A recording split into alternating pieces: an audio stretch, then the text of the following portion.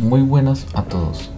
En el video de hoy vamos a ver los aspectos más importantes y fundamentales del sistema reproductor y adicionalmente sobre la embriología comparada. Mi nombre es Everarley Muñoz, soy estudiante de la materia de organismos y procesos biológicos 2 de la Corporación Universitaria Minuto de Dios. Iniciemos con contextualizar un poco el sistema reproductor. Como bien sabemos, todos los seres vivos han desarrollado a través del tiempo un sistema o un mecanismo mediante el cual buscan reproducirse con varios propósitos. Uno de estos es el de perpetuar la especie. Algunos de ellos viven en sociedades en las cuales solo determinados individuos de una colonia o manada se reproducen, como en el caso de la especie Apis mellifera o comúnmente conocidas como abejas, o el caso del Heterocephalus gleber, comúnmente conocidas como ratas topo.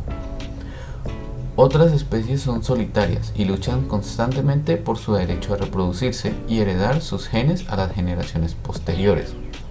Otro grupo de animales llevan a cabo una estrategia reproductiva en la cual no requieren de la presencia de un sexo opuesto para lograrlo. En el caso de los humanos, podemos identificar dos sexos que son el masculino y el femenino, los cuales son necesarios para llevar a cabo la reproducción de la especie. En este proceso intervienen órganos diferenciados y especializados para dicho proceso, que conlleva cambios hormonales y transformaciones físicas en los individuos que buscan perpetuar su descendencia. Para este caso vamos a repasar un poco esas generalidades, funciones y las partes de ambos sistemas reproductores en la especie humana. En cuanto al sistema reproductor masculino, se trata del sistema de órganos del cuerpo humano que se relaciona con los procesos reproductivos sexuales en el hombre. Está formado por distintos órganos diferenciados, los cuales son: primero, los testículos, los cuales son las gónadas masculinas que producen los espermatozoides, es decir, gametos masculinos, y adicionalmente las hormonas sexuales como la testosterona, la cual también está relacionada con las diferenciaciones físicas en el hombre. Estos se encuentran al interior del escroto, recubiertos y protegidos por este. El epidídimo se encarga de almacenar los espermatozoides producidos en los testículos. Estos lo realizan en torno a 10 a 14 días. La vesícula seminal y la próstata se encargan de la producción del líquido seminal, el cual es mezclado con los espermatozoides con el propósito de nutrirlos y protegerlos. El conducto deferente son los conductos mediante los que se transporta ese líquido seminal junto con los espermatozoides hasta el pene a través de la eyaculación. La uretra comparte funciones con el aparato urinario, ya que por él se permite la excreción de la orina y también el paso del semen desde la vesícula hacia el exterior. Finalmente, el pene, como el órgano copulador, el cual deposita o tiene la función de depositar los espermatozoides en el tracto reproductor femenino. En cuanto a las funciones del sistema reproductor masculino, también conocido como el aparato reproductor, es el responsable de la reproducción, es decir, la producción de gametos para la fecundación del óvulo o el gameto femenino. Sus funciones son producir, mantener, almacenar y transportar los espermatozoides, es decir, las células reproductoras masculinas y el líquido de soporte de estas. Descargar estas células reproductoras en el tracto reproductor femenino durante las relaciones sexuales. Producir y secretar las hormonas sexuales masculinas, las cuales son responsables del mantenimiento del sistema reproductor masculino, así como también de algunas características diferenciadoras que se ven en el hombre. El sistema reproductor femenino es el sistema de órganos del cuerpo humano que se relaciona, en este caso, con los procesos reproductivos sexuales de la mujer. Este se forma por órganos como los ovarios, las cuales son las gónadas femeninas que producen óvulos, es decir, los gametos femeninos. Adicionalmente, las hormonas sexuales como el estrógeno y la progesterona. Las trompas de falopio son los encargados o mediante el cual se transportan los óvulos desde los ovarios hacia el útero. El útero o vientre es donde se implanta el óvulo fertilizado y donde inicia el desarrollo del feto. Tiene dos porciones, el cérvix, que es la parte inferior conectada con la vagina, y el corpus, que es la región superior que se expande para soportar al bebé en desarrollo. La vagina es el canal de nacimiento y también donde se depositan los espermatozoides durante las relaciones sexuales. Tenemos también los labios mayores, los cuales encierran y protegen al resto de los órganos reproductivos externos. Son dos estructuras carnosas de gran longitud, ricas en glándulas sudoríparas productoras de sustancias aceitosas. Se encuentran también los labios menores, que están por debajo de los labios mayores y rodean la apertura de la vagina y la uretra. El clítoris es una pequeña carnosidad que se encuentra entre los dos labios menores y que es comparable con el pene en los hombres. Está cubierto por una delgada piel y es una estructura altamente sensible. En cuanto a las funciones del aparato reproductor femenino, este se encarga de producir y mantener los óvulos, gametos femeninos necesarios para la reproducción sexual. También se encarga de proteger y nutrir al embrión que se forma a partir de la fusión de las células sexuales femenina y masculina después de las relaciones sexuales.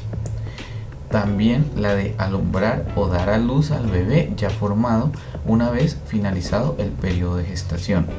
Las células sexuales o gametos femeninos son producidos y almacenados durante el desarrollo embrionario por los ovarios.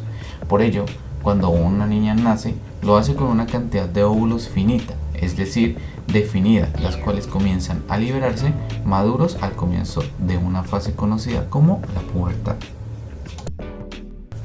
Por otro lado, tenemos el concepto o lo que es la embriología comparada, la cual es una rama de la embriología que se encarga de comparar y contrastar embriones de diferentes especies, mostrando cómo se relacionan todos los animales. En pocas palabras, se trata de la comparación del desarrollo embrionario entre las especies. Esta disciplina centra sus estudios en la comparación de embriones, larvas y formas juveniles y se basa en la ley del embriólogo alemán Carl von Baer, la cual plantea que las formas más avanzadas en sus estadios embrionarios pasan por formas semejantes a los estadios embrionarios de sus antepasados. A lo largo de la historia, pensadores como Aristóteles contribuyeron al desarrollo de esta disciplina, identificando patrones de segmentación, surcos neuronales y capas germinales en embriones de diferentes especies. La frase "la ontogenia recapitula la filogenia" se refiere a la teoría de la recapitulación, popularizada por Ernst Haeckel en el siglo XIX. Según esta teoría, el desarrollo embrionario de un organismo refleja su historia evolutiva. En pocas palabras, cada etapa del desarrollo corresponde a un estado ancestral en la evolución. Un ejemplo que parecía respaldar esta idea era la aparición de estructuras similares a las branquias en los embriones de las especies de los mamíferos. Se creía que esto indicaba que los mamíferos compartían un ancestro común con los peces. Sin embargo, los biólogos evolutivos modernos han descartado en gran medida esta teoría. A día de hoy se reconoce que la evolución no siempre sigue una progresión lineal y que existen otros procesos que explican los cambios morfológicos. Por lo tanto, esta frase a través del tiempo ha perdido bastante relevancia en la biología actual. Los 4 principios de Carl se basan en lo siguiente. Primero, las características generales de un grupo son las primeras en aparecer y posteriormente las características más específicas. Es decir, en el caso de los embriones de los vertebrados, las primeras características que siempre aparecen son las que precisamente se relacionan con ser un vertebrado. Es decir, que emergen características como por ejemplo la notocorda, los arcos branquiales, médula espinal. Y luego de esta es que se generan las nuevas características o características más específicas, como son el pelo, uñas, escamas, entre otros. En cuanto al punto 2, dice que los caracteres menos generales se desarrollan de los más generales.